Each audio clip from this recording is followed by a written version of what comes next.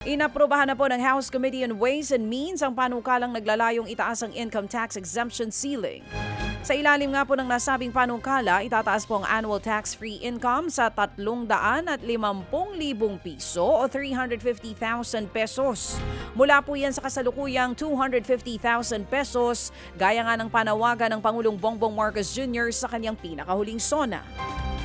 Layon po ng nasabing panukala na bawasan ang mga binabayarang buwis ng mga consumer. Kung maipasa, aakyat po sa 6.35 milyong mga Pilipino ang ma-exempt sa income tax. Mula po yan sa kasalukuyang 5.1 milyon na mga Pilipino. Makabubuti daw para sa Pilipinas ang paglahok sa Pax Silica dahil mapoproseso na ng bansa ang sarili nitong supply ng nickel.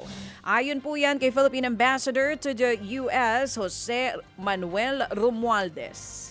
Ang paliwanag po ni Romualdez, hindi nakakailanganing umasa ng Pilipinas sa China para bilhin ang supply ng nickel ng bansa.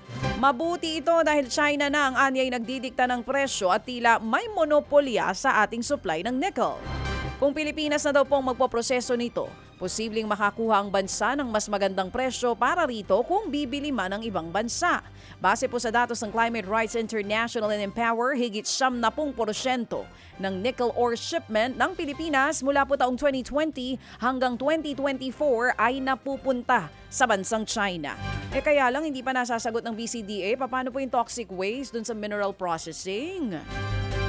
Kung makakausap lang sana namin sila, hindi po ba BCDA CEO Sir Bingkang?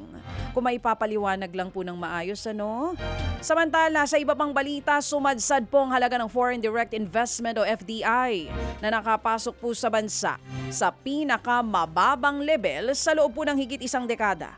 Sa datos po ng Bangko Sentral ng Pilipinas, o BSP, nasa 210 milyong dolyar na FDI po ang pumasok sa bansa nito lamang Mayo.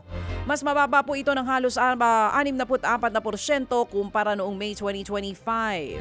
Ito na ang pinakamababang FDI net inflow mula noong naitala ang $200.43 million noong March 15. Mga kapatid, patuloy po kayong tumutok sa 105.9 True FM para sa totoong balita, impormasyon, music and entertainment. Mag-subscribe sa aming YouTube channel at podcast at sundan nyo kami sa Facebook, Instagram, X at TikTok sa True Network PH. Bisitahin din po ang aming official website, truefm.ph. At panoorin din kami sa True TV Signal, Channel 19. Kami po ang 105.9 True FM. Laging true sa'yo, kapatid. Ito tayo sa totoo, tunay at tapat.